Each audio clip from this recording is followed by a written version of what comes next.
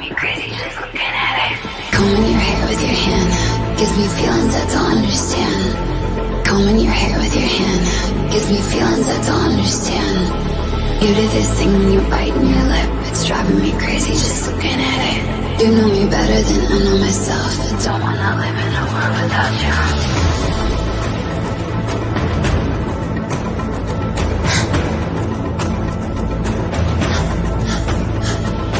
You do this thing when you're biting your lip. It's driving me crazy just looking at it. You know me better than I know myself. I don't wanna live in a world without you. World without you. Driving me crazy just looking at it. World without you. Driving me crazy just looking at it. You do this thing when you're biting your lip. Without you, driving me crazy just looking at it.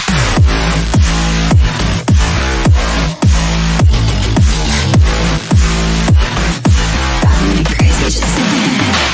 Combing your hair with your hand gives me feelings I don't understand. Combing your hair with your hand gives me feelings I don't understand. You do this thing when you're biting your lip. It's driving me crazy just looking at it. You know me better than I know myself. I don't wanna live in a world without you. You do this thing when I'm talking to you, like everything freezes and it's just you.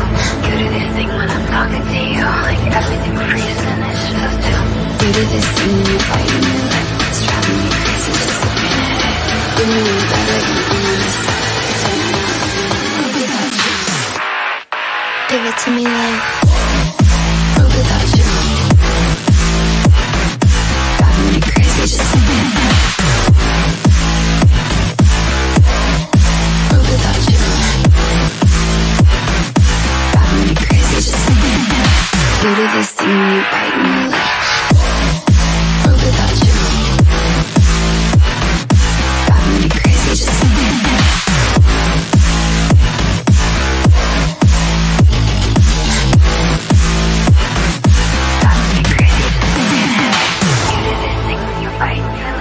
Driving me crazy just looking at it.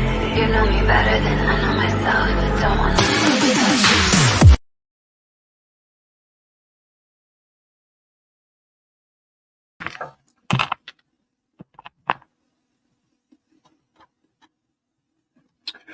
Right, morning everyone. Hope everyone's all right. Hope everyone's in better condition than me anyway. Don't mind me if I'm a bit shaky on here. I've had a terrible couple of nights sleep for sure. You know, just them nights where you're that tired and you just cannot sleep. Oh, madness. But isn't everyone just happy that this season is over? What an erratic, mad season. Now, I know it's a bit quiet one this morning. A lot of people doing shows this morning, and good luck to everyone. And a lot of people doing watch-alongs with the game we've got in Australia. Like straight after the match that we just played with Sheffield. Don't ask me what that's all about. Well, I know what that's all about. It's all about money, and we all know that. So either way, so I thought I'd jump on, do a short show this morning because energy-wise is really not there today, and just give a little couple of thoughts on this season as a whole. I mean, when you look at it, we finished fifth. Definitely not the worst out there. But one thing you can definitely tell is it definitely wasn't the best with some of the results. There's been things that Ange has done that I really did like this season. There's been a lot of things that Ange done that I didn't like this season. So just going to go through a couple of basic things, and like I say, going to keep it short and sweet this morning because I know a lot of people are doing the watch-alongs and that. Just going to say hi to a couple of people. Tony, always see you, mate. How you doing? Big up to you too. Eugene, big up everyone. Sorry, can't join you today doing watch-along. That's what I mean, mate. Everyone's doing it. Everyone's watching everything anywhere. That's why I thought I'd just do a short, quick one this morning. And then wait until I'm in better nick before I get the long ones in. And Adrian, yes, got you backstage as well, mate. You'll be on in a minute. Morning to you. Tom, morning to you. Hope chat well. Hope you're good as well, mate. Yeah. I'm not even going to try and pronounce how you do your name, mate. I'm not even going to put the effort in this morning for that one. I'll just call you Dope. It's easier that way for me. And audio, morning chat, morning to you too, mate. Hope everything's good for you. And what are you saying here, Dope? Useless manager. Why didn't he start a couple of kids? I don't get it with this guy, mate. I'll get to that point in a minute. I mean, that last game was just, I don't get what he was actually trying to pull off there. So, Adrian, how are we doing this morning, mate? I'm fine. I'm looking forward to the game just as a curiosity more than anything else, because it's hard to read anything to these games, isn't it? You know, but there's a lot of kids on the bench. And Austin's starting in goal. So there's not. It looks like Kulu's going to still have the false 9 role. So see if he's going to be a striker in the future for us, or a false number 10. So it's virtually the same team apart from Austin in goal. So yeah, kids on the bench. I get what you mean, mate. It's just this game this morning. In Australia, I've just got no interest in it whatsoever, because it is purely PR, nothing more, nothing less. Yeah, they all are. I mean, like, they're money making. Of course ventures. They are. And then making ventures, but you know, the fans out there want to see this. After a game at the end of the season, it's, to me, that's just you could question damage people even more. You could question the welfare of players, although Ange turned around and said, well, we haven't played no European games here, there aren't that many games, but it's still PR, whichever way you look at it. And I like to get these games out. Last season's pre-season tour was an absolute shambles, right? That was terrible, wasn't it? Yeah, that was absolutely shocking. I like to see the squad back at Hotspur Way with a month before the season starts. So all the new signings. It makes sense, doesn't it? At least a month, right? So last year we went a bit late, but this year on the 14th of June you've got the Euros. So also, I don't understand what a transfer window can't be open as soon as the season ends. You've got the Euros coming on the 14th.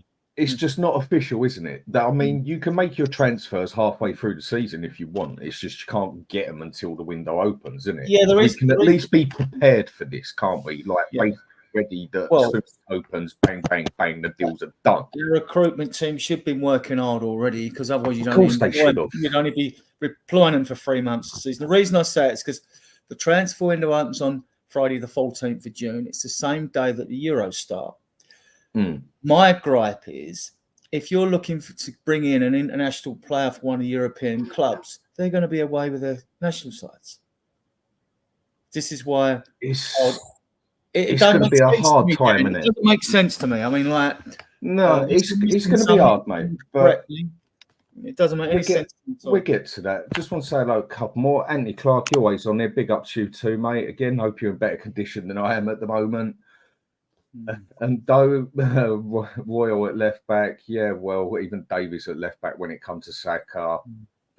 Again, a lot of it was madness. And Lewis K talking, hope you're all right there, mate. He should start all kids today. I would have thought he'd start a lot of the kids today as well. And from what I did see on there's a lot of kids in there. Yeah. And like Adrian just said as well. And Carl, good to see Ange giving the young load of run out. Well, he should have been doing this during the bloody season on a couple of games. He could have done this on. You know, he could have gone and give a few of them a chance. And Daryl, morning to you too, mate. This club don't do logic. You should know this by now. Since when is anything logic at Tottenham, for God's sake? I mean, the thing I'm going to bring up first off, I mean, I know it's not Tottenham, but I know everybody's talking about it right now. Poch out at Chelsea, I must admit, that gave me a bit of a shock. If they would have got rid of him halfway through the season, I would have actually got the point to it. But they seem to have just got their act together. They only just finished behind us, when at one point they was like, 14 points behind us? And then all of a sudden, he's gone. And then you hear he walked because he wasn't going to have a say in the transfers and that. So basically, he wasn't going to be a yes man. Well, then that's exactly what we want Ange to do, isn't it? If he gets told the same thing, we want him to. Obviously, we don't want him out to walk, but you'd want him to be acting the same way, wouldn't you? Yeah. To prove he's not a yes man, but we don't want to get in that situation. And he will be working closely with Johan Lang and Chief Scout Rob McKenzie as well. Like, and they'll do all the data analysis on players, and then you send your scouts out for the eye test as well, don't you? So they'll be doing that. They'll have a long list. Mate. Working all season, they'll have a long list. Yeah, it's now what I've got to do is see the stuff to believe it, basically. Some of the ones that I hear we're after and whatever. I mean, Conor Gallagher is the one everyone's on about, and to me, it does look like that is going to happen. I'm very 50-50 with it. I can see the pros with him. I can definitely see the cons with him and that. And I don't actually think he's much better than anything we've actually got. Neither do I. Now, what we've got has not performed. Yeah. You can't argue with that one. I mean, personally, when it comes to out-and-out player capability, I honestly don't even think he's better than Basuma when Basuma's on it. But all season, bar the first 10 games, bar till we got that red card, Basuma's he's basically been a waste of space most of the time. But I don't think Conor Gallagher is exactly a step up from what we've got. But then if he performs every game like he practically did with Chelsea to his capability, then it is going to be better than what we've got, because our midfield is probably the most shocking bit that we have had all season, the most inconsistent bit, wouldn't you say? Yeah, and the forward line. Yeah. And the forward line is just... If we bring him in, look, the only team we see him play really well, unless people follow a lot of Chelsea games, and I don't, I'm very Spurs-centric. I pick and choose any Premier League games I want to watch, and a lot of times I can't be arsed, So he played well in that Crystal Palace 3-0 win over us when he was on loan there. He played very well against that. Then you see him in the League Cup final against Liverpool, and he missed a couple of chances. He had chances in that game. He's a busy player. To be honest, I haven't seen, like most Premier League players, when people ask me about them, you hear about them in the press. But how many games do you actually watch them play? I mean, with Spurs, we watch all 38, more if it's cup games and we progress, which we have done recently. So and you get to see players a bit more. Or if they're established players, been around for a while, they're good, don't you? I don't know enough for Conor Gallagher, but he's picked for England, so he must be doing something right. Yeah, but then Maddison got picked for England, for God's sake, and look how crap he's been. But that's the 33, isn't it? And what is it? You're allowed 26 this year, ain't you? So he probably won't make the cut. Maddison. No, I don't think so. I mean, I'm pretty shocked he's even got in the 33, basically, for how poor he's been since he's come back. Grealish hasn't played that much either. The only one who's definitely going to be there is Foden, who's been outstanding. Oh, without a doubt, he has been excellent, hasn't he? I mean, and Kane are going to be there. It's a question of who plays up front. Does Sterling still get in the... Was he in the squad, Sterling? Did he get in the squad? No, Sterling wasn't in there, and Rashford wasn't in there. I'm glad Rashford wasn't in there. I don't think Rashford deserves it at all. Did Jared Bowen get in? I haven't looked at the squad, actually. A lot of it with, for me, with Rashford, his attitude overall this season with Man U, they need to kick him out as far as I'm concerned. But again, that's a problem that's not mine and I don't really care about.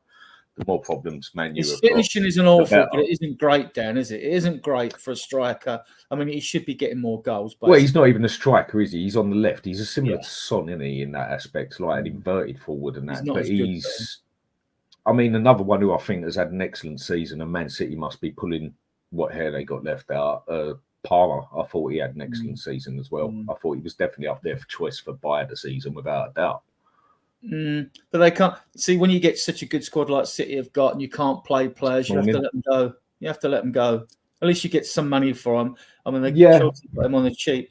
So, Sancho went from City. You look at Sane went for City, didn't he? And then you got the two City players went to Arsenal.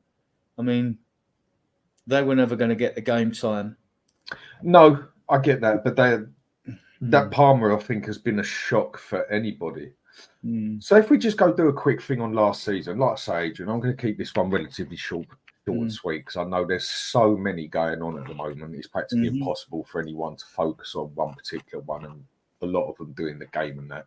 And as I say, this morning my energy is not high, that's for sure. If you look at it last season, we scored this season, sorry, we scored more goals, we conceded less goals. I know that it was only by about 2 or 3 in it. But I think out of everything, you can't say the season was bad in the aspect that we did progress, didn't we? We got 5th place. But was that also down to the fact that Chelsea, Man U, Newcastle, all that crap as well? You can give loads of reasons to it, but no one can say we haven't progressed. We got up from 8th to 5th place. I think out of everything that I've looked at and all the numbers and everything else, stats and all that, I think one of the maddest thing is we actually had more clean sheets last season than we did this season. And we've got these world-class defenders that everyone keeps talking about. I'm curious. I haven't sourced this to know exactly how many yellow cards I think last season to this. 10 clean sheets we got last season and something like 6 or 7 this season, give or take a number. Yeah. And our defence is meant to be so much better. Well, this is the thing I was wanted to come to. I'm not sure how many yellow cards we got last season compared to this. We know Romero got 1 sending off at the Sumo, 3 suspensions, things like that. But I think, and you notice that yellow cards have dropped off, and I think it's because under Ange, when we're playing a low block, we're making a lot more last-ditch tackles because you're inviting players onto you. So you've got to make a tackle. Yeah. Right? No, okay, yes, fair point. When you're playing a high line, you get in a foot race with players. So if you read the game well, I mean, Romero's no slouch. I mean, we know Van der Ven's quick. So is your doggy. So is Porro. So when you're playing a high line, a lot of the time you get in a foot race with a player and you've got a head start. So this is one reason I think Romero hasn't picked up so many yellow cards. Because when he goes forward, it's not to go forward to tackle anyone. He wants to get around the area or try and get his nut on a ball from a corner or a free kick or something like that. So I think it's just a theory, but I just think that is part of the reason. I think a low block was detrimental to us. I think you're asking for trouble, basically, if you're going to play it all the time, as far as I'm concerned. And if we keep playing like this as well, I mean, the one that made me laugh at Ange was when he said the reason he didn't, and I wasn't one to say put Van der Ven as left back because I know we needed him so much as central. I'd have been quite happy with Jagusin on the left. Just try anything but Chicken Royale and bloody Davis. But he's saying he knows that Van der Ven is like he's not 100% strength on his legs, whatever, and that, and didn't want to put him as a left wing back for it. Well, what's he doing as a centre back anyway? How many times is he having to sprint at full pace back from basically the halfway line? I think it's a question of energy levels. I mean, don't forget, Van der Ven looks like a superb athlete. You see him at the back. How many times he's got to get in a foot race with players? 3 or 4 times in a game, if not less. It might easy, right? So, but the difference is when you're playing inverted fullback, the demands are greater energy-wise because you're forever having to get up and down that field, back and forth, isn't it? It's just, I was having a look at him. I was just thinking, he's young, so he should get fitter and stronger.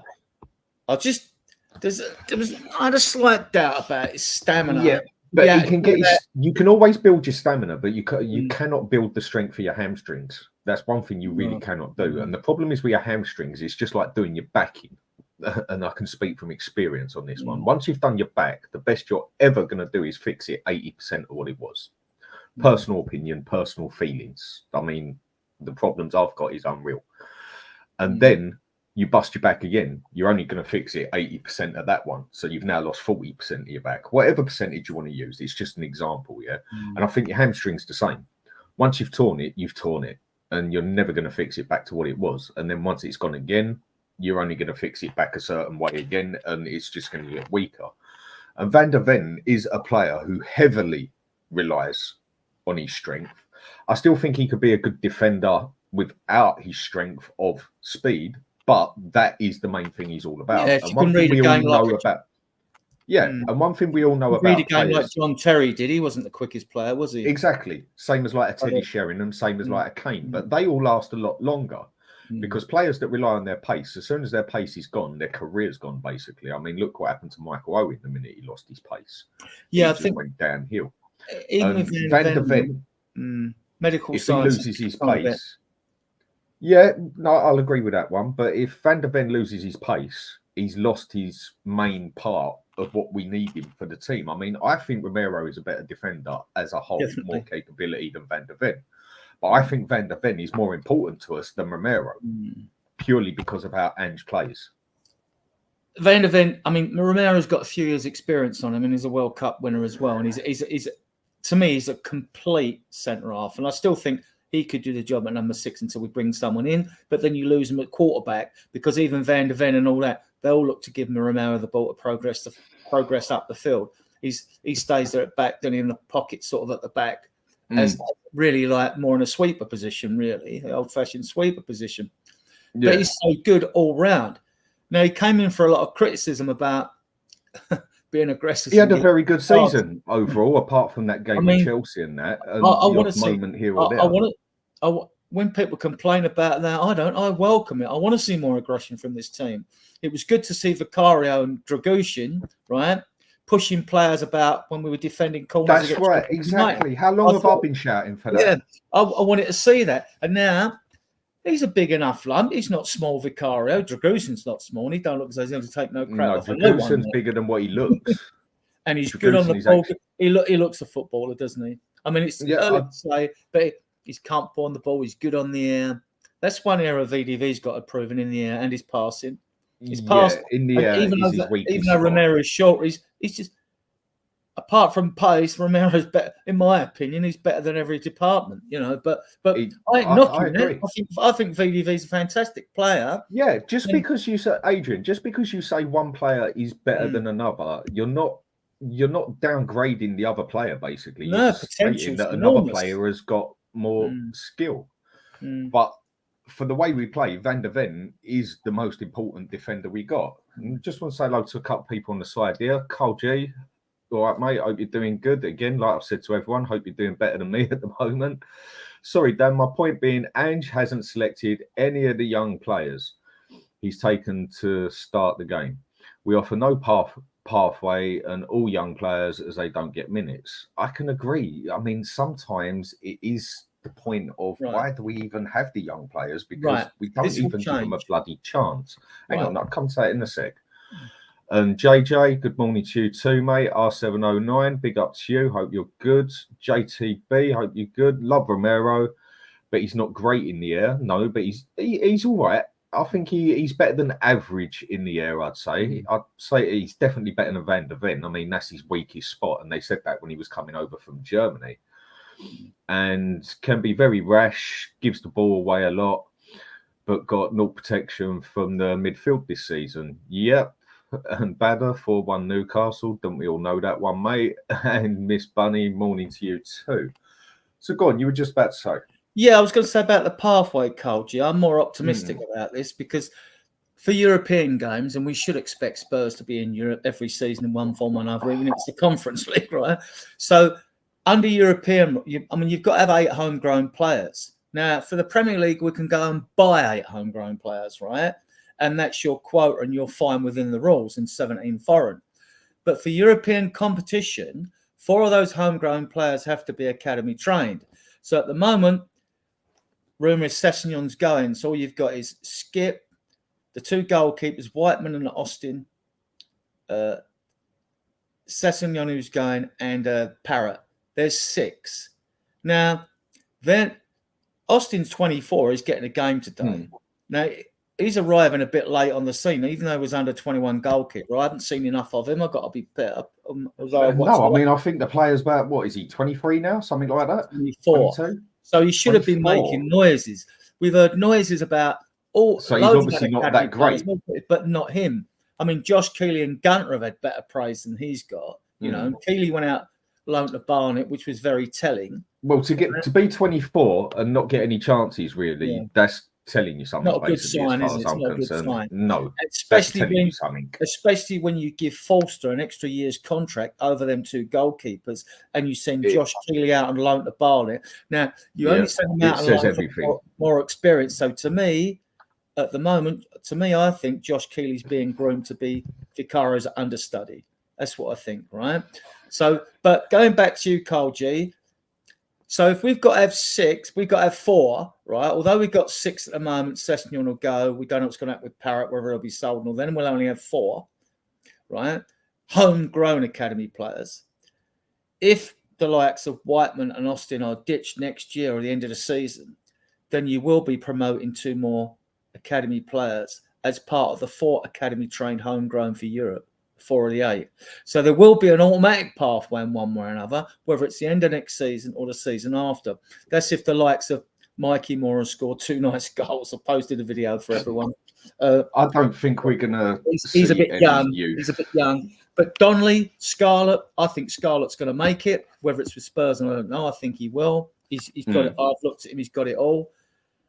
I can't really vouch for it because I don't really concentrate on the under 21 side. I keep a little track of how they're doing in the league, but I can't say I watch anything.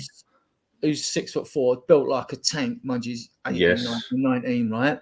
And Alfie Dorrington's just had an operation, but you watch Alfie Dorrington on the left side of the 2 defenders on the ball. He carries the ball forward into midfield like a number 8 there. I mean, like, he's excellent. You know what? I mean, Ebbert, 3 of the 18-year-olds have just been promoted to our under 21s are young. They've just been promoted to the under 21 team, and they've been a joy to watch this season. I've seen a couple of things about Ashley Phillips and that, and but it's only on YouTube and whatever. And we all know it's very easy to lie with a YouTube video, isn't it, of a player as such? But Ashley Phillips, I think we actually got a solid one there. And if he's actually good enough, why can't we use him as our 4th defender? Dorrington's left-footed, Ashley Phillips right-footed. So I can see both of them being part of the group in the next season. Because if we look, go on, finish what you're saying. No, I don't know what work we're going to do that way in a transfer window. You got cheap options to bring in Lloyd Kelly or Tapsoba if you just want to pay them wages and give them a big signing on fee because they're at the end of their contracts. I would like Calafiori though. I would really like him. He's left-footed and he looks like he's got it all right for his age. He's 21. The other one, Berguino of Torino, because Calafiori's at Bologna, isn't he? They've looked at him. We'll see. I don't see us going for a centre back straight away. I think it's not the prime position we need to cover, is it? Right now, we've got cover. Like you say with Phillips and Dorrington, you're right. We've got cover in an emergency, right? I mean, I think the priorities are striker and midfielder first, and then we'll see. I think we'll get 4 in. You know what? Bergveld are coming as well. But we got a lot to get rid of.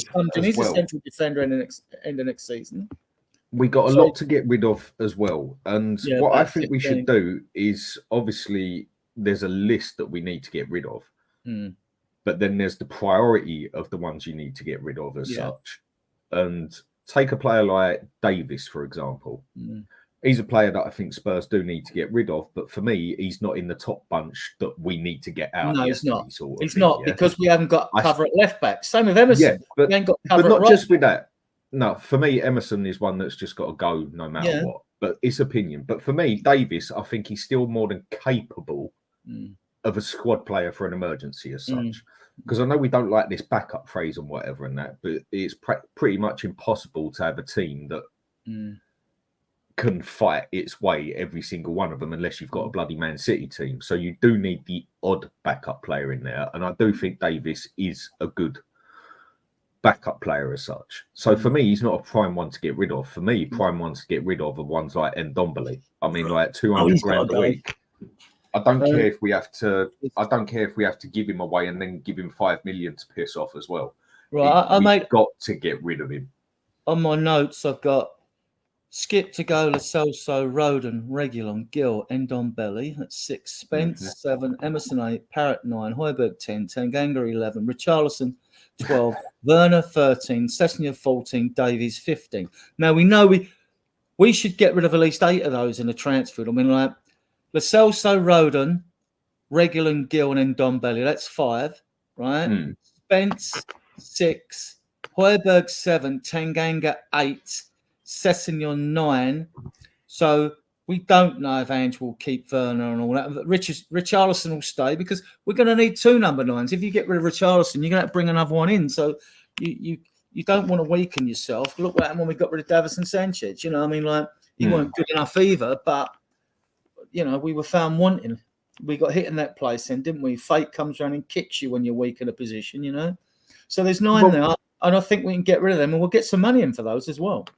I think we can get a bit of money in for it and that. And for me, another one that's going to sound a bit crazy to a few people, I don't think Skip's in the top list of, say, ones that needs to go. I'd have him in my second list as such, that ones that need to go. Because the other thing we definitely got to watch out for is having English players, don't we? He's homegrown. Homegrown, that's the phrase. We've got to be very careful with that one. So that's why for me he's not highest on the list there. If you go for capability, then for me he's one that's pretty much, he's got to go same as the rest of them. But there is some that need to go more than others. And it's like with Richarlison, I think Davis, if you actually look at Richarlison, he didn't have the worst of seasons because he had his little purple patch in there. And his purple patch was actually very helpful. And people know I do not rate this player, yeah? But his purple patch definitely did us a few favours, didn't it? Yeah. And I think he got 11 or 12 goals he finished with. Yeah, I think he was about 11 he got. I think he was the only other one who actually got double figures, if I remember right. And if we get a 30 million offer for him from Saudi Arabia or something, for me, baked potato, mate. See you later. He's got to go straight away. And just a quick question here from Miss Bunny: could the youth like Michael Moore go on loan to, let's say, a championship club? Now, personal opinion, I think he's a bit too young for that. I mean, he's only just 16, isn't he? I think you're not allowed to go on loan till you're 18. I think that's a rule. I don't think I really don't know the rules about this one so much, so you're a perfect person to have sitting here. I think even at 16, when they come to the club, I think you're only allowed a 2-year scholarship with a 1-year professional contract at the end of it. So, Benjamin Foster, and a good point that all the artists then made as well. Keep Spence, get rid of and Reza here. Hello from China. Hi, mate. I don't know what the time. You're right, mate. I don't know what the time is out there. But yeah, it wouldn't surprise me. I posted the videos of the youth because I'm subscribed to the youth. Because there's also the contract rules with the youth as well, isn't it? You're not allowed to give them a solid contract until they're something like 17, isn't it? 17, 18, something like that. At 16, I think it's a 2-year scholarship because you're not allowed. That's right. Something along those lines. And then you can give them a 1-year professional contract on top of that. That's my understanding. Now I stand to be corrected, right? But from watching the academy and all that, But then once they're 8 and they sign up, like George Abbott's just signed along. A lot of them, they've signed him up. He looks good. Captain of the under-18s, now in the under-21, straight away 18. Tyrosol's another one. 18 straight into the under-21 squad, right? We don't know how many of these are really going to make it, but you can see these players are so talented, Mikey Moore looks exceptional, but he's too young. I mean, now, after yesterday's game, he scored, prior to yesterday's game, I think he scored 16 goals in 14 games, got 9 assists, right, and scored a hat-trick against Croatia. Now he scored 2 against France yesterday in a 4-0 win, right? He's just a freak. I just think he's going to be a generational talent. And we haven't talked about Alfie Devine, right? He's another one. Yeah, but look, that's just where we got to be careful there in that aspect. And it's going to be on the way of who we buy, who we get rid of. Are we going to use youth team to come in to cover places? And if we want to do it my way, then we're going to have to do that. So, big up to you too, mate. Stuck ill at home. Mate, I think a few people are rough at the moment. I mean, I think it blatantly shows with me. I mean, I still got the bloody shakes where I haven't slept properly for a couple of days. And changing song, gifted 10 Hotspur. Mate, thanks a lot. It's appreciated. You don't have to do that sort of thing. And mate, it's well appreciated. Thank you very much. He's a good guy, Tim. Yes, he is. I always enjoy having a chat with him. Usually see him on Alan's show and that. And just going back to something here quickly, the audio said, like, I'd keep Spence, get rid of Royale, and use Radu and Spence to cover Porro. Do you know what? 2 players I'd like to have seen more of. I was undecided, and I like to give them time, especially when they're young. I'm not too harshly rejecting the players under 24 years of age, But unless they're look absolutely useless. 2 players I'd like to have seen a bit more were actually Spence and Reguilon.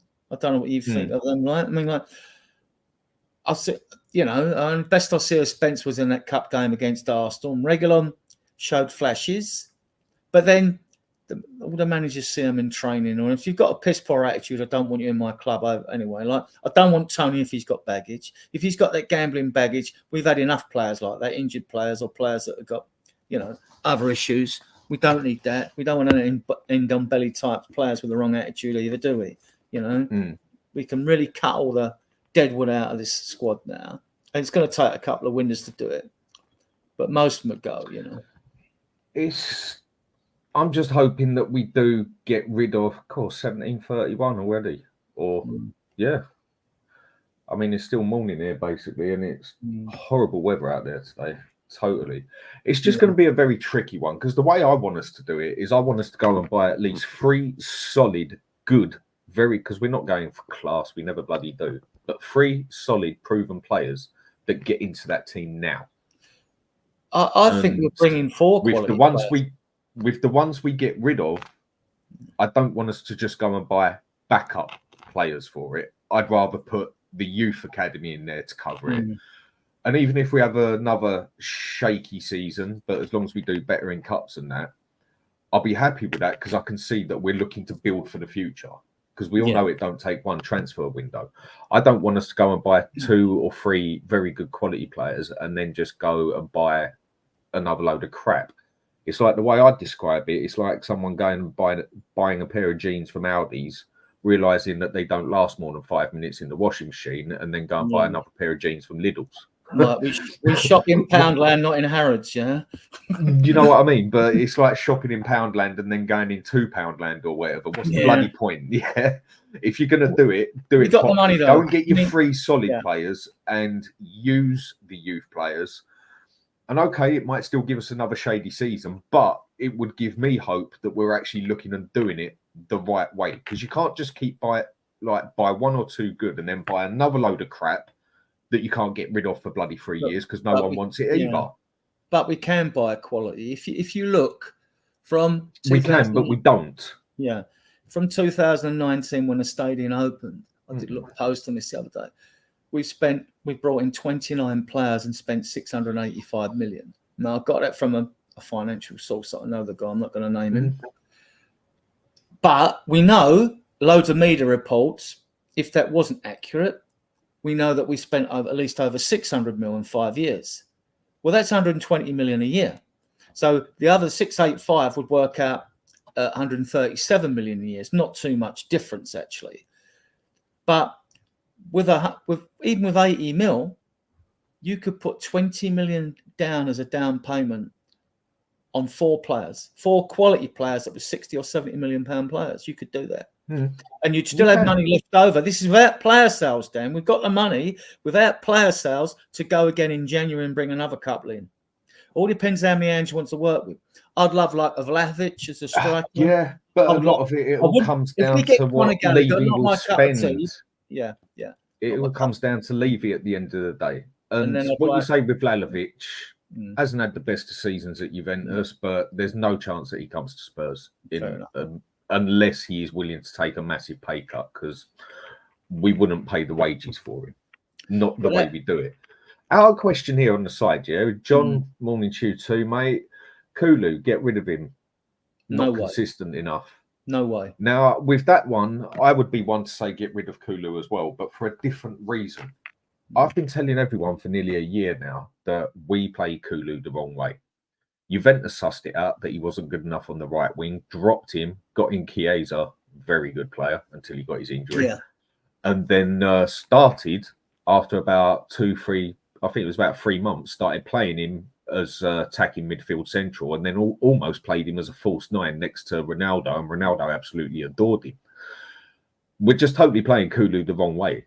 He even admits that attacking midfielder, central, false 9, whatever you want to call him, is his better position. And when he has played there, I think you've seen, obviously we've seen shady games with him, but we've also seen very good games with him. I think you get more out of him in the middle than you do out the back.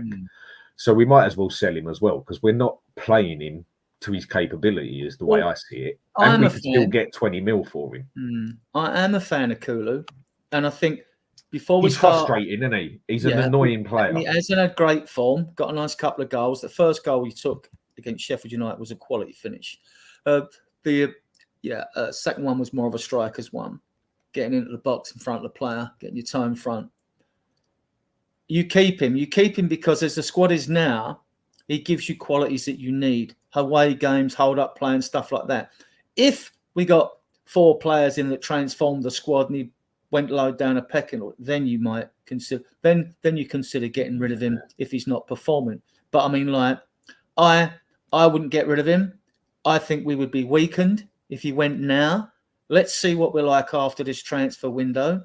He's also got a few years left on his contract anyway. And this is the other thing, like Richarlison, people say sell him, sell him, sell him.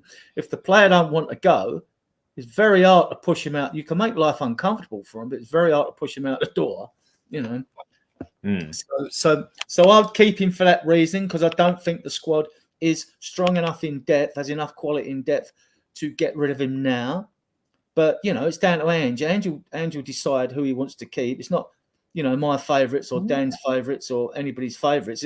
Ange will decide, and Ange will live or die on the hill, as he said, on who he gets in. I mean, I'd like to get Calafiori in. We've been rumoured linked with Cambiasso the other day. Oh, I'd like to get him because he can play at left back and right back, left midfield, right midfield. He's 24, and he would fill a lot of holes for us. He would fill a lot of holes for us in that squad. And I think they're looking. But I'm like Dan and a lot of fans. I don't want versatility over, you know, you're jack of all trades but master of none. You know what I mean? We actually want some quality, not bloody quantity. Exactly like Tony Rodriguez has said earlier. You know, quality over quantity. That's why I think if you could twist the Italians' arms and get Calafiori in, they're talking about keeping hold of him now because they think they get more of him next year. Okay, but they're talking about 25 million euros for that kid now. He's 21. So, okay. And you know, the price is just going to keep going up. Yeah. Offer 30 and take him now. Offer 30 and get him in now because he would do a good job for us. And then, like, if we got Conor Gallagher, I'm not going to moan about it because I've got to see about it. You know, I like the look of Edison at Atalanta, and you know, I think Morgan Gibbs-White could do a job for us. I've had a look at him a couple of times. I follow Serie A quite heavily most of the time. This season, I didn't follow it quite as much. I just watched the Inter Milan games. But I did check him up on a game or two, that Edison, and he looks good, but definitely still room for improvement. And when there is room for improvement on the player, but you know he can improve, that's a good thing. When you look at a player and you know there's room for improvement, but you know they're not going to improve, then you obviously don't want to go for it. Yeah, get rid of. But I don't think that'd be the worst sort of idea. But then there is this question: is Ange actually even going to use a proper number 6, or is he just going to stick to having 2 8s there with 2 back-to-backs and one of them sort of covering number 6? This is why I think I struggle with him. Yeah, this is why I think he wants 2 dynamic, energetic players like Saul, who, but you know, can give you more, and 2 8s. To share the defensive role of what a 6 would give you and still have his 10. So you've got them bombing up and down, the same as your inverted fullbacks. More than likely. Well, it's all right. I was just answering to what the person said there. I think Scott Munn, he's been brought in. If he was brought in and overlooked, Scott Munn would probably quit and go. I think Levy's done it to bring him in as a shield between him and the rest. And I just think the budget will be there. Plus, they'll be told what players you sold go on the transfer fee kitty as well. So there's enough money there. You see, the fact that we didn't get in the Champions League, in some aspects, I could see that make us spend more money because Levy wants the excess money from the Champions League and wants us to get in that top 4 because that's all he actually cares about. So when he can see that we need the extra to get in the top 4, he'll probably spend that extra bit of money than if we was in the top 4. Well, you got two extra games now, haven't you? Because on the league basis, in a Swiss model, you're going to play 8 games. And for those that don't know, it's not 4 games home and away against 4 teams in a group. It's 8 different teams you're going to actually play, which should be fun, actually. And 4 of them you'll be drawn away and 4 of them you'll be drawn at home. So you could, if you're unlucky, you could be drawn against the 4 toughest teams in your 8, you know, and have the easy ones at home when you probably want better to play the tougher ones at home. Yeah, so we'll see. I think it's different. We'll see how it pans out. And the Champions League is the same. It's groups of 8 again, and then you go into the knockout phase. And I actually think we've got more chance. We've got no chance of winning the Champions League. Let's be fair. But I mean, like, it gives you with the Europa Cup though, with the teams I've seen in it, we've got the capability to do it. I mean, Roma is definitely one you've got to watch out for. And there's a couple of others in there, but in general, I'd say we definitely look better there. I think what Tony says here is just true, though. All the people under Levy are just puppets anyway. They're literally just like that, basically. Well, we all know how that one works. We'll know for certain then after a transfer window, because this transfer, yes, we will. Say it's going to be the most important going in, but this one is with the new manager. We'll see. We'll judge it after the transfer window, because this should be Scott Munn, Rob McKenzie, Johan Langer, and Ange should be the ones making the decisions. And no one will tell me he didn't agree on, even though we looked at Brennan Johnson and we got Werner was an opportunist signing. But when you look at Ange's system, he okayed these deals. He okayed both. I'll tell you why. Because they're 2 wingers that hug the touchline and play wide up front. That's how he plays his system. And look how often he's played them when they've been fit. I mean, I know Johnson wouldn't have got as many games if Solomon had been fit or whatever. We don't know what's going to happen with him. He might go and all. But like, he Johnson is a bloody annoying player. He would have been drip fed into the team, Johnson. So he's 22, though. I've not written him off yet. I know Spurs fans to write players up. I don't think he's quite got. I didn't want him. Needs, don't get me wrong. I didn't want Werner either. I mean, out of this for a question, yeah. Your opinion on HotspurHood? I can't pronounce the bloody name. HotspurHood. He's done all right. HotspurHood. Chelsea. He hasn't done bad. He went there for like 3 million. That was a steal. Yeah. He's got quite a few. He's got about 8 or 9 goals. I mean, that's good for a wide player. That's good return, especially in a team. Again, with what you've just said there, we're almost looking at quantity, not quality already by looking at that. Well, I've only seen him briefly in games when he was with Chelsea and things like that, getting games and all that. I mean, he is a Chelsea throw-out, isn't he? But there is one player cheap out there, a striker that I do like the look of. That's Sergio Guirassy at Stuttgart. He's 28. I know who you're on about. I can't say I've seen him play, but I know who you're on about. It cost about 15 mil. I think he's got a buyout clause. And straight away, you buy a player for 15 mil. Spurs fans say, we're going for cheap over quality. He's got it all, though. But can he do it in our league? He's strong on the ball. He's pass. He's got vision. I mean, like, he's got it all. And, and he's cheap. But I think, like, why haven't we heard of him before he was 28? Is the other question, right? But he looks decent. Mido's been going on players, Well, look at Jamie Vardy. He didn't really show up until he was about 26, 27, did he? He didn't really appear as such. Neither did Ian Wright at Arsenal. That is exactly the one I was going to say. I mean, he was still a builder until he was about 25. Wasn't even God's sake. So, but either way, with all that, so what I'm going to divert it to now is, I'm going to say with Johnson, I just want to have a quick talk about Johnson. Now, he's a player I am not keen on, and I don't think he has got the capability of where we're looking to go. But he scored 5 goals and he got 10 assists. I mean, and 10 assists. Mr. Sitter against Sheffield United. Isn't bad. But the amount of sitters that man did miss, I mean, the fella needs punishment for it, as far as I'm concerned. I mean, in some ways, he's worse on the bloody goal line than Werner. I don't know who he's actually worse out of them two. They are both terrible at situations that me and you could put in the back of the bloody net. If we're going to win anything, if you're going to go for leagues, which Spurs should be aiming to go for the Premier League, if you're going to aim to challenge, put up a good challenge for the league, your wide players have got to score goals, and Werner doesn't. And you need at least 10 goals from them. Now, if you've got 2 left wingers, 2 right wingers, and they get 5 goals each to make up the 10, that's fine. You need a central striker who's going to get you 20, right? So you need a front 3 that scores goals. On average, it's at least double figures, isn't it? I don't know how many goals. Did Arsenal get 100 goals this year? How did they get? I don't think they did. Right. I know in 2 seasons, Man City got 101, and one season 106. Because Yeah. from 1992, in the inauguration of the Premier League, on average, 82 goals won you the league, right? Then you got to look at the Spurs squad. We ain't got 82 goals in us, right? So, and Arsenal scored 91, Man City scored 96. Right. So, and then in the last 10 seasons, when Man United have won 7 of them, I think, the average to win that Premier League has been 87 goals. It might be 88 now, them two have got that amount of goals this season. So you've got to look at that. If someone got you 20 and 2 wide players got you 10 each, even if you're using 4 players to get those goals, you got 40 goals. You're now looking to get 42 goals minimum from the rest of the team.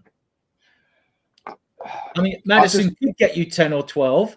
That gets you up to 52. But now you're still looking for 30 goals from the rest of the team. I think Bentancur could chip in with a few if he can stay fit. Because I really like Bentancur ain't a scorer. He's never going to get you more than 5 or 6 at his best in the season, I don't think. He's just not that sort of player. I mean, it's like if you go back in history.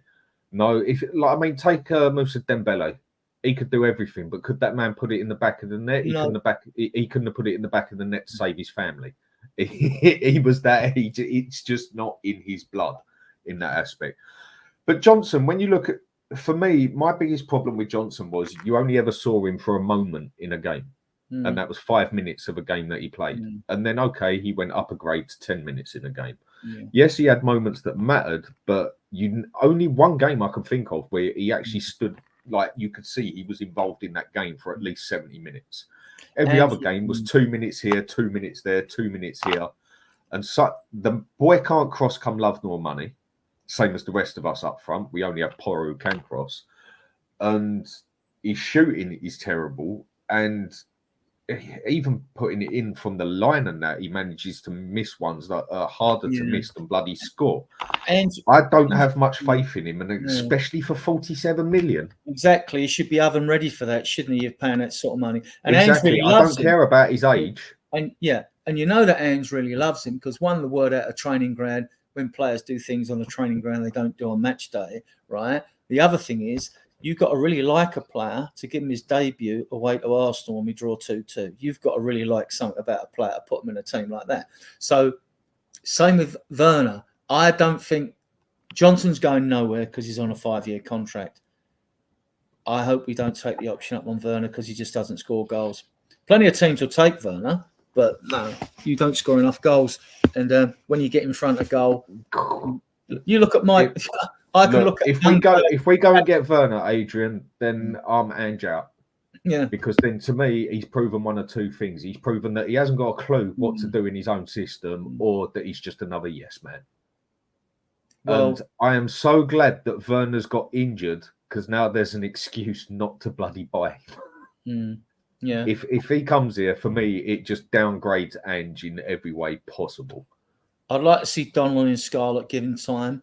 Donnelly's got a great defence splitting pass from. He's got really good. He's got that Maddison vision to ping a ball through, from behind a number 9 and feed him into the box. And he came as a striker from Northern Ireland as a kid. I mean, Wayne Burnett's converted him to sort of more of a number 10. But you got Divine can play as a number 10. Just a quick one here, Adrian. Hang on a sec. Just a quick one here. Stephen Thomas. If you've got IPTV, the game is on Astro Supersport 3. Another one that you'll be able to get the game on, and any game as long as you got your VPN. It's called Fire Sport TV. That's another excellent app that you can get on there. And just a quick thing for anyone: if anyone does want to know how to do their thing with their Fire Stick, if you just send me a message on Life's a Pitch at Spurs, which is my email on here, which you'll see on there, I'll give you a quick thing on there on how to sort things out, so you don't have to rely on Sky TV. I have to be careful how I say this sort of thing. And it is literally 10 times more simple than people might actually realise. But go on, back to what you were saying, mate. Yeah, there's also Total Sport Tech. With a lot of these streams, though, the basic rule behind them is when you click on the game, you get all these pop-ups come up, Amazon, dating site, porn site. Just keep crossing them off. No, this one that I've said, Yeah. Got no ads on it or nothing Right. in that. Until But you get if ever you're going to use any of with this the stuff, triangle on people, it to click it so as you get the game. Yeah. Sometimes you got to keep. Don't download anything that asks you to download at any time. no, Just never. keep And crossing off use the ads your you get. VPN. Yeah. Use your VPN because they are coming down hard on people now. And I'm pretty sure everyone would know what a VPN is. I'm not even going to go into that yet. But bloody use it because they're really coming down hard on people like that. Right. So I'm just going to go through the rest quickly here because I can see like we haven't got a lot with us today, but thanks for everyone who is on here watching because I know a lot of people want to listen or watch the game and that. So I'll just run through the quick thing and that because, like I said, I'm going to keep this short and sweet because I'm not feeling game today. Who would you say was our best player last season? Vicario for me because he played every game. It'd be a choice between three. I just got to turn the sound down on the game. Hang on, I'll cancel it actually for a minute. Yeah, Vicario because he played every game. Now, don't forget, VDV was out injured. Romero had suspensions. There's a case you could argue for both of those. I know a lot of the younger fans, they're magnetically attracted to Van de Ven because he's had a strong finish to the season, which always happens, can influence their perceptions. And for all his saves and the times he's saved us, he's got to saved us about 12 points, hasn't he? Yeah.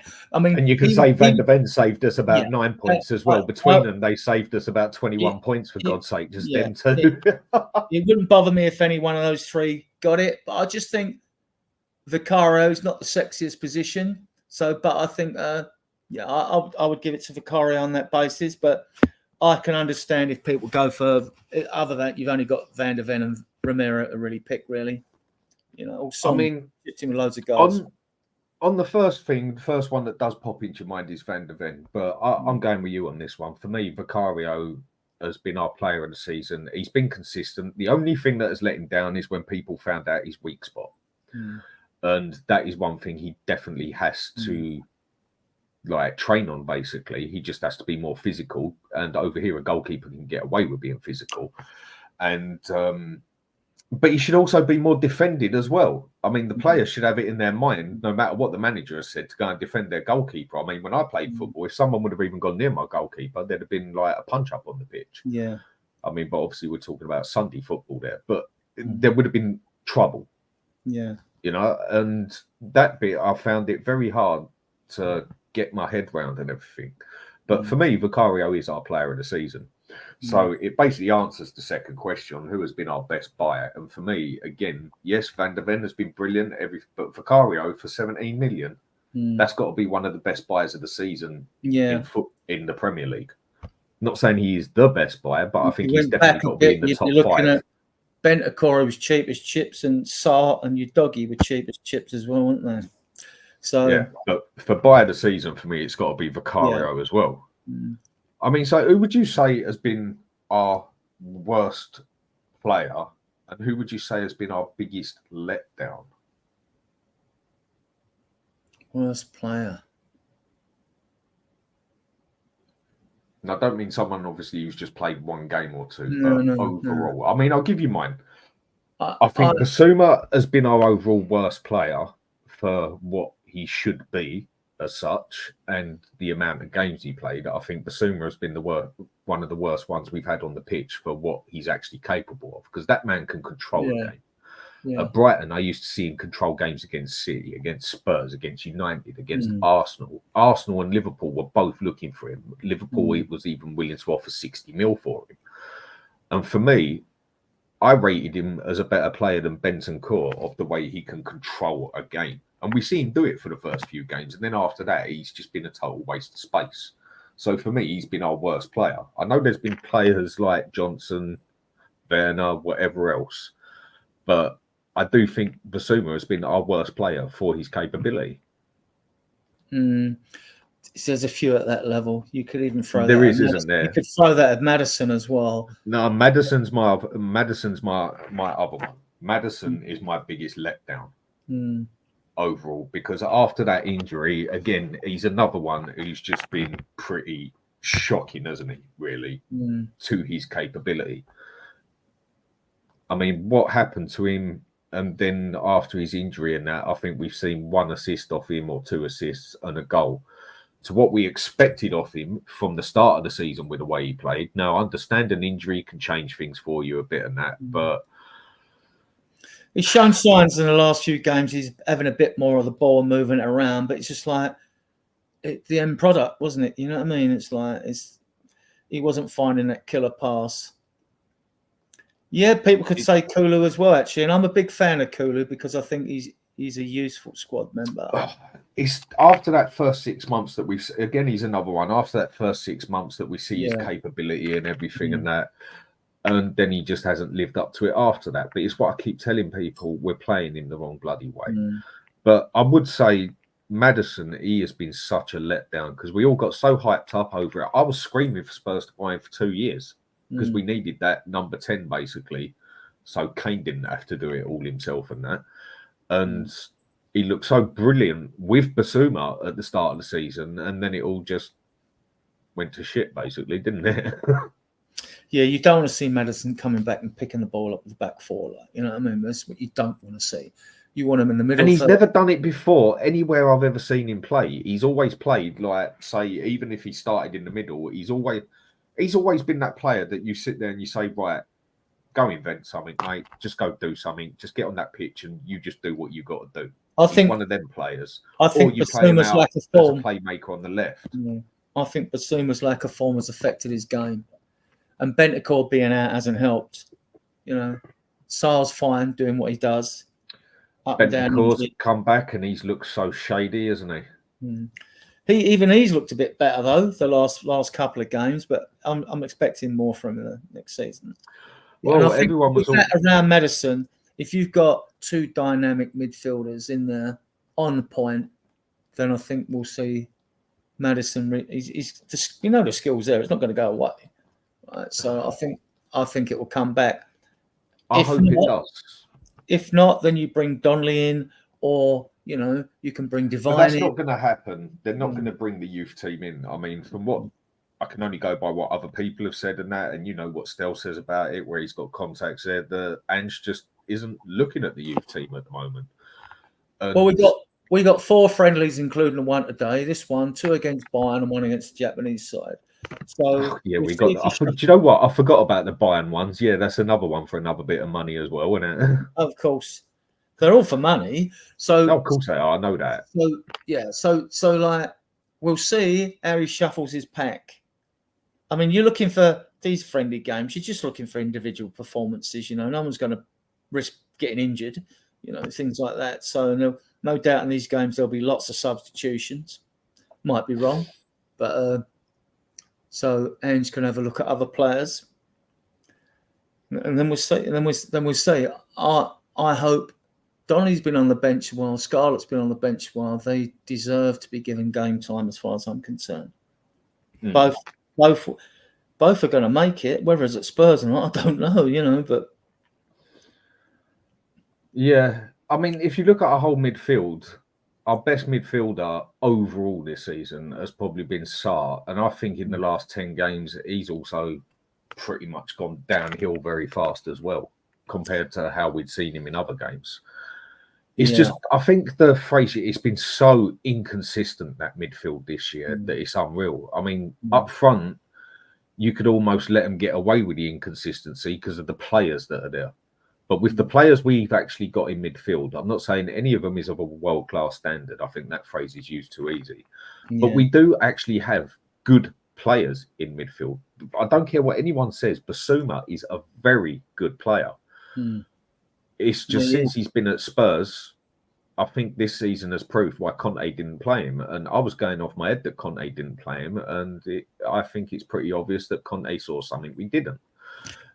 We all know. This is why I like aggressive players, because aggressive players, you don't need to tell Romero what to do, right? I mean, because he'll do it. I agree. He doesn't need someone to shout at him and tell him what to do, right? So unless he makes a mistake and then shouts at him.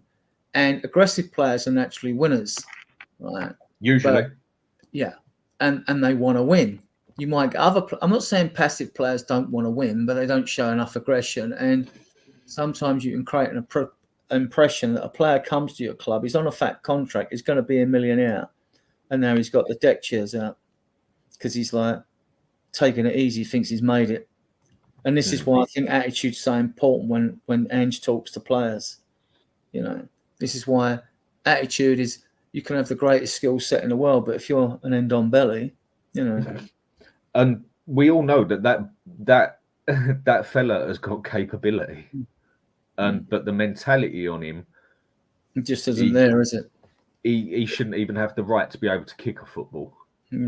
Purely because of his mentality. I mean, what a letdown to football on its own, basically. Not just Tottenham, but just football as a whole. To have that skill, and he'd rather, by the look of him, he'd rather go and eat a bloody Big Mac than... And he'll get out of brag that he got a championship medal with Napoli and one with Galatasaray.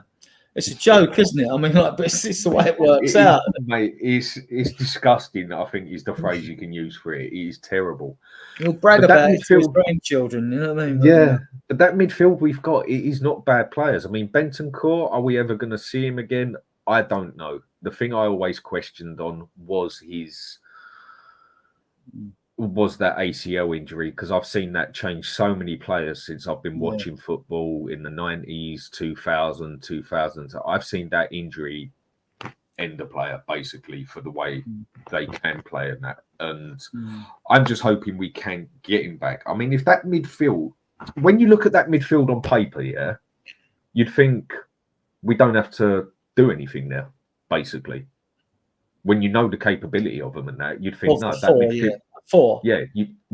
You'd think that midfield is one of the least that we need to replace him. But the way they've played and everything, and how erratic they've been and how inconsistent and that, it's one of the main ones that we look like we have to sort out. That's what's been one of the madness things about this season. Ideally in this window, we'd get 2 midfielders in, make it 6, because you're playing 3 anyway, right? So, and you want 6 for Europe. So, all right, we know Skips is more of a backup, and he might not want to stay anyway, because he must know that we're in for like midfielders. He can't get in the team, or sometimes can't get in a match day squad at all, but he's homegrown, so they won't want to let him go if he's under contract. Exactly. So, and he knows, like, well, his career's going nowhere. He needs to go back to a Norwich or somewhere, don't he, or something like that, you know? Look at what's just been said there, Bob. Yeah. That is true, mate. That is absolute. I mean, I know it's in the morning, but that is absolutely fucking shocking, mate. And you can add one fight to that as well, when they won the UEFA Cup with Sevilla and all that. Like that is absolutely shocking, mate. Absolutely shocking.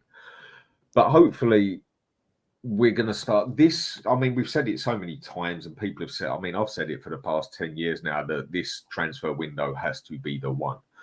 Now, with the last transfer window, there was some hopes in there. This one, we really need to be serious, because otherwise, Man U ain't going to sit about, I don't think. Chelsea, I can't say nothing. I don't know what they're even looking at doing now, because they've basically got to restart again, just as Poch was getting. And their squad to be unsettled, because if players get comfortable under Poch, now those players don't know if they're going to be secure under a new manager. Exactly. So, even if they buy it, I'm not worried if Man United and that buy it, because in one way you want them to improve to beat the teams that are around us now, but we have to improve at the same time in the window as well. Exactly. So then Aston Villa are going to improve. From a positive, well, the other thing that goes against them, right? Wolves, Villa, Chelsea, Newcastle as well. They have to sell players. They've got to sell. They're over the limit, right? So Spurs are in such an advantageous position in this transfer market. We've got to make best use of this. If we don't make use of this window opportunity, we will have failed miserably, seriously. And I want at least 4 quality players in, right? And then, and then we'll see. Poch, I felt sorry for in a way, because Bowley's gone. In typical businessman, he knows nothing about football, comes in and thinks you can throw £1 billion at a squad and you're going to just keep winning trophies. Rude awakening. The guy at Everton did it. He spent £500 million to get nowhere as well. And they're in danger of going bankrupt, actually, Everton. So it's similar to... They've got to sell as well. It's similar to a Levy, isn't he? Except Levy wouldn't throw £1 billion into it. He's sort of... I mean, no one can take this away from Levy. Yeah, as a businessman, we probably have the best businessman in possibly saying in football as the owner of our club. You can't slate the man in the business aspect. You cannot do it, whether you want to or not. But on the football side of it, the fella just hasn't got a bloody clue. He's thick as shit. It's whether the club are willing, right? I mean, the club have got the foundations, but have we got the ambition to now kick on? You know, and this window's so important. So we'll see.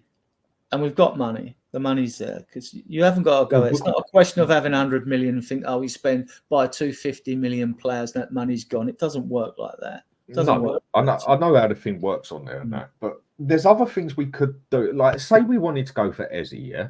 Yeah. Now, Crystal Palace, I mean, they've got quite a solid little squad at the moment when you start looking at it, especially with the international players they've got on that. But one thing we know is Crystal Palace haven't got the money capability of any of the top 6 clubs. Even with Newcastle, they haven't got the money capability. And this is what I've said to people. They might be technically the richest on the planet because of their owner and that. But by the way the rules work, they need to make the money to spend the money. Yeah, they can't. Newcastle, unless they win things, same as Aston Villa, unless they actually win things or sell things to make money, they will never be able to spend to their capability. And they will never, ever on a stadium be able to make the same sort of money as Spurs, Arsenal, Chelsea. They wouldn't even be able to sell ticket prices as high as Fulham sell it, because no matter how bad it sounds, it is just a fact in England that the further up north you go, the less money there is. The money is in London, and that's all there is to it. Fulham and Crystal Palace could charge ticket prices that Newcastle couldn't.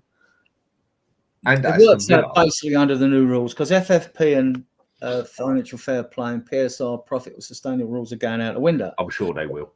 And it's going to be ratified in June again.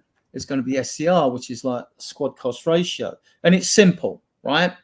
Spurs earned 549 million last year, right? This is how it works. 549 million you earned last year. So what you do is you take all your football-related expenditure off of that. So we had 251.1 million in wages.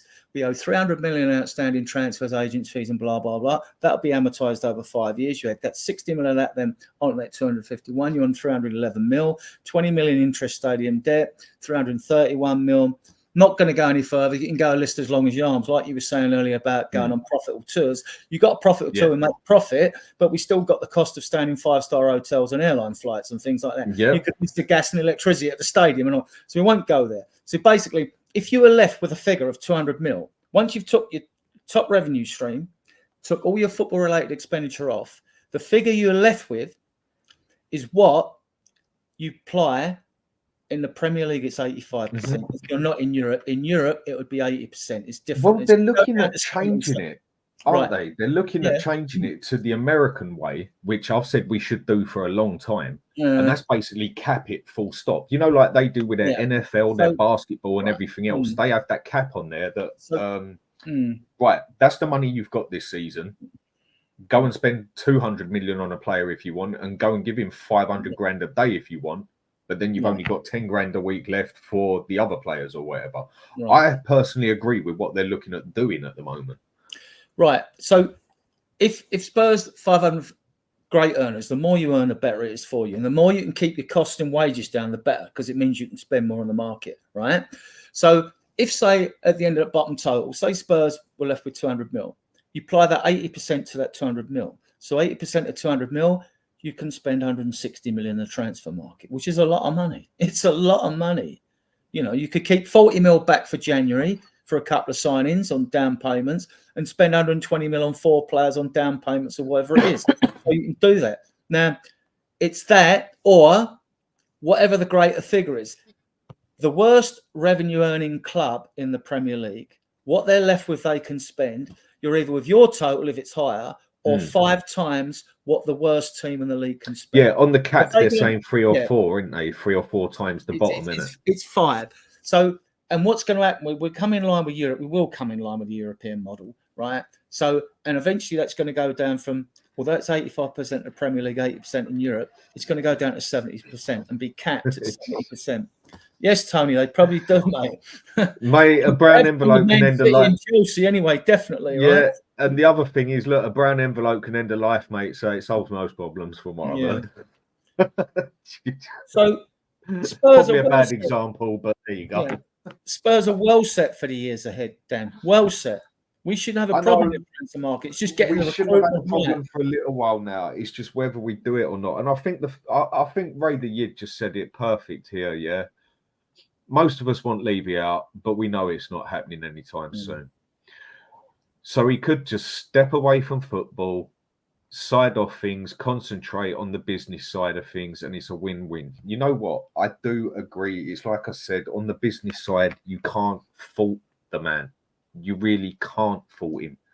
But on the football side, mate, take a holiday, go away, have nothing to do with it, and let the people who know about the football deal with the football. And it would be a bit of a win-win situation, because you cannot say the man don't make money. In theory, you could say... And he spends it as well. Levy does spend money. It's just he does too much shopping in Aldi's. Simple as that. Yeah, 29 players since the stadium opened. How many were good?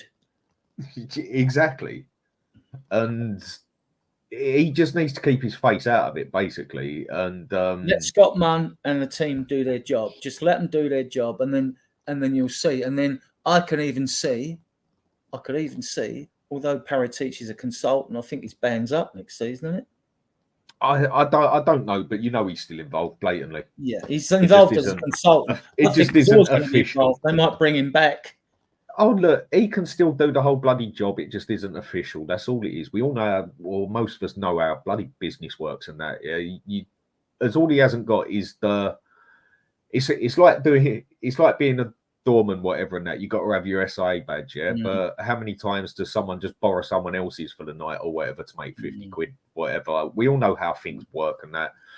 And he's blatantly getting his money in his back pocket for to still do his job as such. It just is. Hey, Ashraf, I don't know whether Gallagher will be a good fit under Ange. He just, when you see players, you'd be brought up and skillful players like Gaza, Hoddle, players like that, our dealers, and you could go Modric and all that. Like he just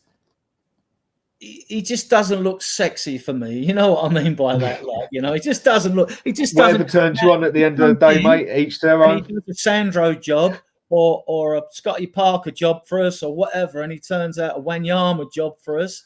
I'll be the first to praise him. So we'll see. I to be honest, I haven't seen enough of him, but he's in the England squad, so he must be decent. Well, one thing he has got from what I've seen, he's got consistency and he's a workaholic. And this is where I use that phrase, like, how do you... In some teams, you see too many Chiefs and not enough Indians. Yeah, he's an unsung hero, basically. Then, yeah, and in other teams, you see too many Indians but no Chiefs. I know it's a bit of a weird way to say it, and that, but it's a phrase my father used to use. Yeah. And I don't actually know what we've got and haven't got in that aspect in our games. But one thing, he is an out-and-out workaholic. He will give you 7 out of 10 every game. But then you could say Ben Davies is a very similar sort of mentality player. We need a player with capability. And whether he's... But he hasn't had a bad season at Chelsea, has he? He really hasn't. He's actually stood out quite a lot, and he was made captain by Poch. And people do say that this is one of the reasons why Poch has walked, is because they're going to get rid of him. And he said, that's my captain, I want to keep him. And they said, well, tough shit. And he said, well, bollocks, I'm off. And again, only time will see on that one.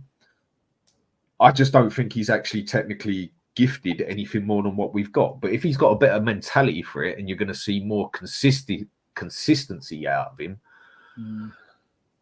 he's not going to do any worse than Højbjerg, is he? I'd have to say. No. And with what I was going to say to you is, if we went for someone like Eze, could we offer on top of that someone like Basuma and Skip with the deal as such? I'm not saying Crystal Palace are in that much trouble, But Basuma wouldn't be a bad call for someone of Palace, I don't think, if they can get him working properly. You know, we have got players. If we can't sell them, we could at least try and use them to get another player in and bring the price down a bit. Where does Eze play though? Because he's not an energetic number 8, is he? He's a very skillful player. He plays in middles and on the wings. He's a bit of an all-rounder in that aspect, from what I've seen of him. We're in an unknown territory because until this transfer window's... I like that left winger they got. What's his name? Lisi? He's one that I would definitely snap up. Yes, but I think someone big is going to snap him straight up. When you look at players in that position, Mikey Moore's too young; he could do that. But then you got is Ange going to have a look at Divine? You know, or are they going to have another loan? See, we don't know, do we? There's not enough sort of transparency about the future planning. I mean, we'll have more of an idea when the transfer window, halfway through the transfer window, probably when we've got a couple of players in, because I think we'll sign off a couple of deals very early, you know. So and then we'll see, and then we'll have more of an idea. Then will we go for new? Because we know at first it's going to be a striker and a midfielder. All the media attention's all striker, midfielder, and then it's sort of striker. We're looking at that Dominic Solanke, aren't we? That's meant to be one who we're looking at, and I'm very 50-50 with that. I don't think he's going to. Don't sound like a sexy signing to me. He couldn't make it at Liverpool and all that. But I mean, how many times have we seen him? I mean, I might have seen him a couple of times this season. I mean, where is he? Bournemouth, isn't he? Yeah. Yeah, I mean, I don't think that's a problem solver. To me, that's just going and getting another Richarlison, basically. Mido, ex-Spurs, he was the one who raved about Salah when he was playing in France before he come over here and ended up in Liverpool. Now he's raving about Omar Marmoush, who happens to be Egyptian as well. So that probably might be just a loyal Egyptian who's playing for Eintracht Frankfurt. I had a look at the guy as well. He's fast. He is fast. But so getting a striker anyone with pace will they seem to attract Ange's attention, you know. Or the media does. They go for him. There's the other Mohamed Umara. Striker is the hardest one to get at the moment. I mean, if we go back 10 years, this is what I've said to a lot of people. Go back 10, 15 years. Defenders were very, pardon me, very few and far between. Whereas strikers were here, there, and everywhere. Whereas now we're at that point where you can go out and get a good defender in a lot of places, but getting a striker at the moment, they are literally like gold dust, aren't they? Yeah. Basically. So, right, I'm going to cut it there because, like I say, I'm not 100% well, and I know there's people here, there, and everywhere watching 3 or 4 shows at the same time, everything else. So I do appreciate everyone who's been on here and left a message and that. Yeah, hope you all have a good day. Hope you all feel better than I do by the end of the day. I think I'm going to have one of them days where I'm going to get a couple of cups of coffee in and I'm just going to curl up in bed and try and sleep the day out because I feel rough. So, Adrian, I'll talk to you after, mate. Thanks for coming on. Where do we see you about? Spurs diehards and Twitter, basically. But I'm on Facebook for those that use Facebook. You see it up here. My name at Adrian_Stroker and Facebook Spurs diehards TDID. And I do, you know, when I get invited on podcasts, I bounce on a few. Yeah. Okay. And well, I'm going to be doing a few good shows soon. I've got a couple planned up where on one show, I just want to, with a few people, go through nothing but the negative side of what has happened this season and at Spurs over the past few years. And then on the following show with different people, I want to go through nothing negative, but everything positive that has happened at Spurs in the past season, past couple of years. And then in the third show, do a comparison to all of it, basically. It's just some plans I've got ahead as the season is over, basically. And but we do have the Euros coming up, and I will definitely be looking through some of that. But And thanks for watching, everyone. As well. Oh, yeah. Well, transfer window goes without saying, doesn't it? But Adrian, I'll speak to you just after this. And thanks for watching, everyone. Give us a quick like and subscribe. It's appreciated. And I will be in better nick next time on here, hopefully. Right. Take care, everyone.